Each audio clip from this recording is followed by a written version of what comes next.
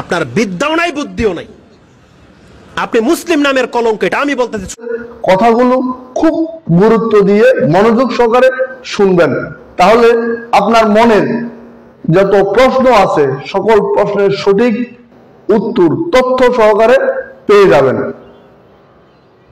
বাংলার জমিনের এমন বহু চিত্র আছে, কিছু নাদান মুসলিম আছে, অজ্ঞ মুসলিম আছে, আমরা বলতে চাই তাদেরকে। তারা বলে একই দেয়াল, এত বড় একটা মসজিদ, তার পাশে একটা এত বড় একটা মন্দির। গর্বের সাথে বলতেছে যে মুসলিমদের নামাজের যে লিস্ট, এটা মন্দিরে তারা রেখেছে। তারা জানে যে আমাদের আজান এবং নামাজের ওয়াক্ত কখন, ওই সময় তারা পূজা করে না। আর তারা এই মুসলিমরা নামাজ পড়ে বাহবা দিচ্ছে যে আমাদের সমাজ কতটা শান্তি শৃঙ্খলার মধ্যে আমরা আছি, আমরা হিন্দু মুসলিম এক সমান নিয়ে চলতেছি। আপনার বিদ্যাও নাই, বুদ্ধিও নাই, আপনি মুসলিম নামের কলঙ্ক। এটা আমি বলতেছি ছোট হিসাবে। রাষ্ট্র কোন দিকে যাবে এটা আমার দেখার বিষয় না, কিন্তু আমাদের ধর্মের যে কথাগুলো বলতেছে এটা মুহাম্মদুর রাসূলুল্লাহ সাল্লাল্লাহু আলাইহি ওয়াসাল্লামের চরিত্রের মধ্যে কেউ এটা দেখাতে পারবেন? আরে মুহাম্মদ সাল্লাল্লাহু আলাইহি ওয়াসাল্লামকে তো এই কথাই বলা হয়েছিল মক্কার মুশরিকদের পক্ষ থেকে যে আসেন একদিন আপনি মক্কার ঘরে ইবাদত করেন, একদিন আমাদেরকে পূজা করার জন্য ছেড়ে দেন। আল্লাহ কোরআনের আয়াত নাজিল করে জানিয়ে দিয়েছেন কি, ইয়া কুল ইয়া আইয়ুহাল কাফিরুন লা আবুদু মা তা'বুদুন, হে কাফের সম্প্রদায়, আমরা যে রবের ইবাদত করি তোদের সেই ইবাদতের আমরা হকদার না, আর আমরা যার ইবাদত করি তোরাও তার ইবাদতকারী না। অথচ একই ঘরে পূজাও চলবে, নামাজও চলবে। এটা ইসলাম ধর্ম নয়।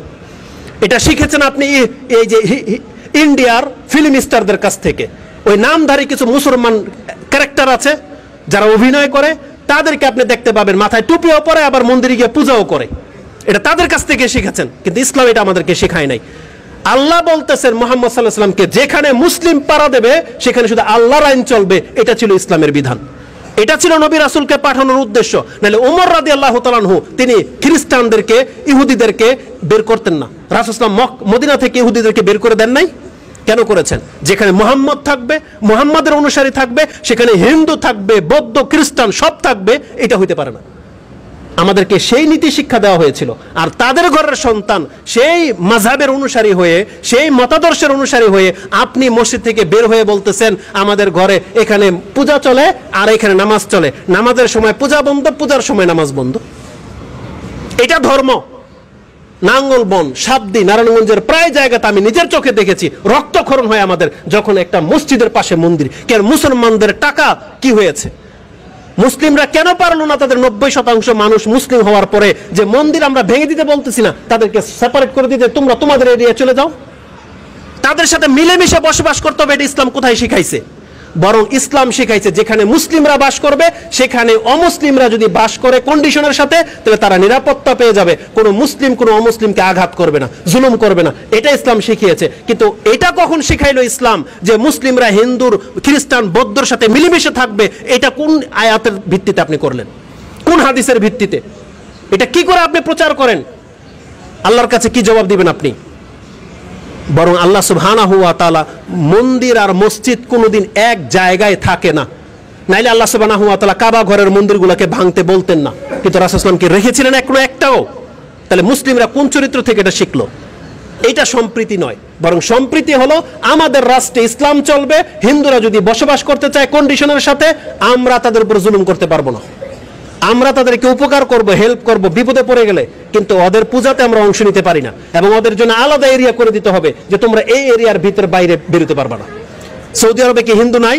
কিন্তু কোন একটা হিন্দুর ক্ষমতা আছে পূজা করার? বলেন না কেন? আছে কোনো ক্ষমতা? বরং আমি দেখেছি একটা ভিডিও ক্লিপে বাহরাইন অথবা কুয়েতের একটা মানে বেদিন মহিলা, কিন্তু মুসলিম, সে একটা হাইপার মার্কেটের শেলফের মধ্যে মন্দির মূর্তি দেখে তিনি এটাকে আসার দিয়ে তাওয়াক্কাই করে না যে আমার কি হবে। সে প্রত্যেকটা মূর্তি ভেঙে ফেলেছিল এবং বলেছিল হাযা বিলাদুল মুসলিমিন, এটা মুসলিমদের রাষ্ট্র, তোর ক্ষমতা কি করে হলো তুই হাইপার মার্কেটের মধ্যে এভাবে তুই মূর্তি বিক্রি করবি? এটা না মুসলিম? আমরা এমন মুসলিম চাচ্ছি, কিন্তু আজকে মুসলিম হয়ে আপনি মন্দির উদ্বোধন করে দিবেন, পূজাতে আপনি অংশ নেবেন, সেখানে গিয়ে আপনি মাথা ঠোকাবেন, তারপর আপনি মুসলিম না, এটা মুসলিম না। আপনার কারণে আমরা মার খাচ্ছি আজকে, আপনার মতো মুসলিমের কারণে আজকে আমরা মার খাচ্ছি। ফিলিস্তিন যদি মার খাচ্ছে তাহলে ইহুদিদের সাথে মিলেমিশে থাকার কারণে মার খাচ্ছে, কারণ ওদের চরিত্র, চালচলন, গেট আপ সবকিছু ইহুদিদের মতো, যেটা আল্লাহ আমাদেরকে শেখায় নাই। আল্লাহ বলেছেন না, মুসলিম মুসলিমের মতো থাকবে। আমরা যদি হক পথে থেকেও যদি মার খাই তো এটা আল্লাহর পক্ষ থেকে একটা নিয়ামত হবে, আল্লাহ আমাদেরকে পাপের কাফারা হিসেবে জান্নাত দিয়ে দিবেন। জুলমের শিকার হইলাম, কিন্তু আমরা নিজেদের পাপের কারণে যদি মার খাই, না আল্লাহর কাছে আমরা এখন বলার মুখ রাখি, আর না আমরা জাতিকে ডাকতে পারি যে মুসলিমরা তোমরা আমরা কেউ না আমাদেরকে হেফাজত করো।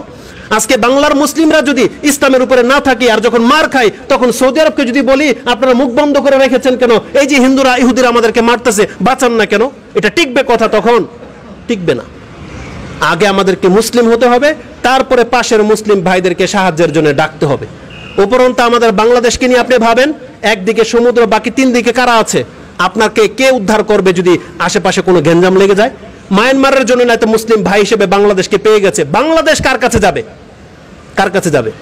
এই জন্য এখনো সময় আছে, আমাদের বাংলার মুসলিমদেরকে উত্তম চরিত্রের হতে হবে, আল্লাহর গোলাম হতে হবে, আল্লাহকে শক্ত করে ধারণ করতে হবে, তাহলে হয়তো আল্লাহ সুবহানাহু ওয়া তাআলা আমাদেরকে টিকিয়ে রাখবে। আপনি শুরু থেকে এই পর্যন্ত যদি ভিডিওটা দেখে থাকেন, অবশ্যই আপনি আপনার মনের কৌতূহলী যে প্রশ্নটা ছিল তার একটা গঠনমূলক উত্তর পেয়ে গেছেন। ঠিক আপনার মতো অনেক মুসলমান ভাই আছে যারা এমন প্রশ্ন নিয়ে দ্বিধাদ্বন্দ্বের মধ্যে পড়ে আছে। তাদের কথা ভেবে একবার হলো চিন্তা করে আপনি আপনার ওয়ালেটে ভিডিওটা শেয়ার দিন। এতে করে ইসলামিক সঠিক জ্ঞান প্রচারে আপনি একজন অংশীদারি হলেন, আর অপর মুসলমান ভাইকে সঠিক জ্ঞান অর্জনে সুযোগ করে দিলেন। আসুন আমরা আমাদের চিন্তা চেতনার ধ্যান ধারণার সঠিক পরিবর্তন আনি।